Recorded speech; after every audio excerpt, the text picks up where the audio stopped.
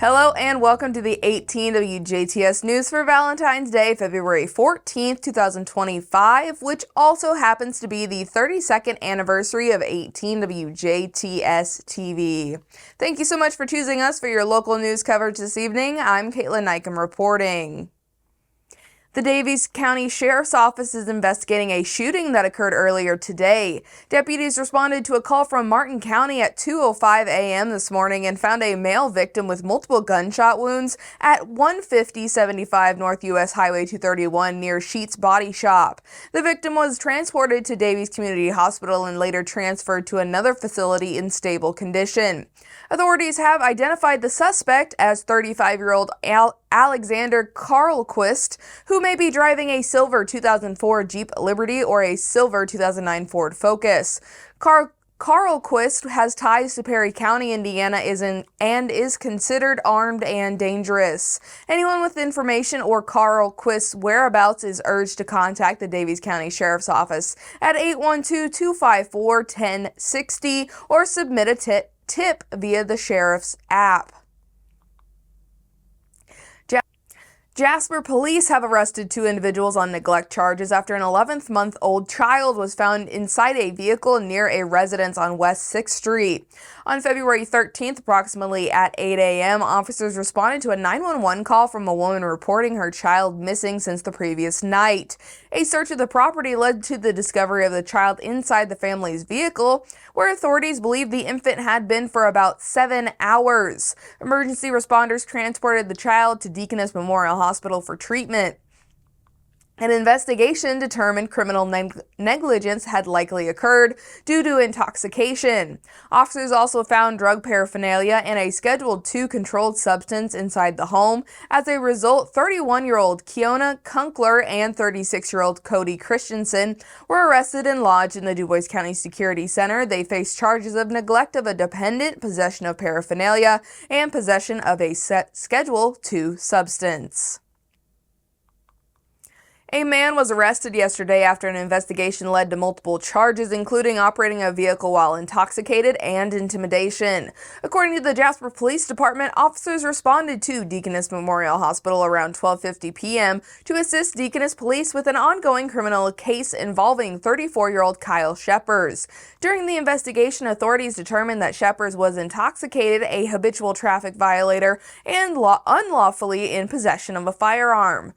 As officers attempted to make contact with Sheppers, he left the hospital in a 2003 Dodge Ram. Jasper police later located him at the McDonald's on the city's south side. When approached, Sheppers allegedly made a violent threat towards an officer before being taken off into custody. A certified chemical test showed a blood alcohol content of 0.171. Sheppers was booked into the Dubois County Security Center on charges of operating a vehicle while a habitual traffic violator, intimidation, operating while intoxicated with a BAC over 0.15, operating while intoxicated endangerment, and operating while intoxicated.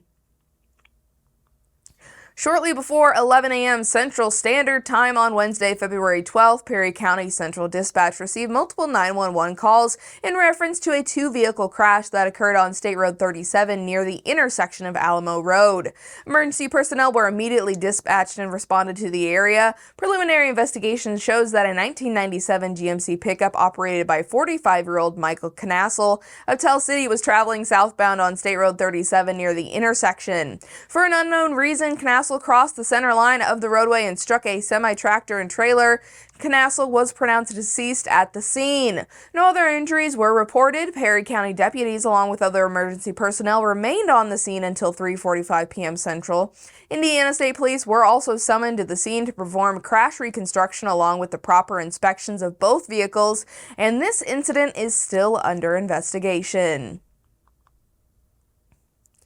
With influenza A cases on the rise, hospitals across the tri-state region are implementing temporary visitor restrictions to protect patients and staff. The Community Patient Safety Coalition of Southwest Indiana and Kentucky, which includes multiple healthcare facilities, in enacting these measures as a precautionary step against the spread of illness. Under these restrictions, visitors showing flu-like symptoms, including fever, cough, sore throat, headache, and body aches, will not be permitted. Additionally, visitors Visitors under the age of 16 are restricted from entry. Masks will be available and encouraged for those entering the facilities, and guests are urged to follow hygiene practices such as hand washing and covering coughs and sneezes. Exceptions may be made in specific cases such as childbirth or end-of-life situations with prior approval from hospital staff. Health officials emphasize that vaccines remain a key defense against respiratory illnesses. Vaccinations for flu, RSV, and COVID-19 are currently available, with the RSV vaccine recommended for pregnant women and adults over 60. Flu and COVID-19 shots are advised for everyone 6 months and older. The CPSC, which includes hospitals such as Ascension St. Vincent Evansville Deaconess Health System, Good Samaritan Hospital and Memorial Hospital and Healthcare Center in Jasper, continues to monitor the situation and adjust protocols as necessary. Officials encourage individuals to consult their healthcare providers about vaccinations and take precautions to reduce the spread of illness. French Lick Casino is alerting the public about fraudulent social media accounts impersonating the casino and falsely promoting online gambling services. The casino has confirmed that it does not offer online gambling and is not affiliated with any online gambling platforms at this time. Officials urge patrons to be cautious of scam accounts attempting to mislead users. The only verified social media account for the French Lick Casino is the official page on Facebook with the blue check mark, and guests are advised to report any suspicious profiles claiming to represent the casino. As a reminder, guests must be 21 or older to enter the casino.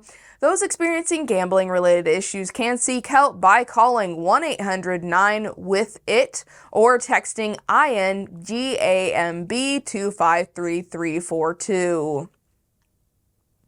Archbishop Charles Thompson has designated the Archabbey Church of Our Lady of Einsiedeln de St. Meinrad Archabbey in St. Meinrad, Indiana, as a pilgrimage site for the Archdiocese of Indianapolis during the Jubilee Year of Hope. The Jubilee began on December 24th with the opening of the Holy Door at St. Peter's Basilica and will conclude on January 6, 2026. Along with St. Meinrad, 2 other locations in the Archdiocese have been named pilgrimage sites, including S.S. Peter and Paul Cathedral in Indianapolis, and the Shrine of St. Mother Theodore Guerin at St. Mary of the Woods.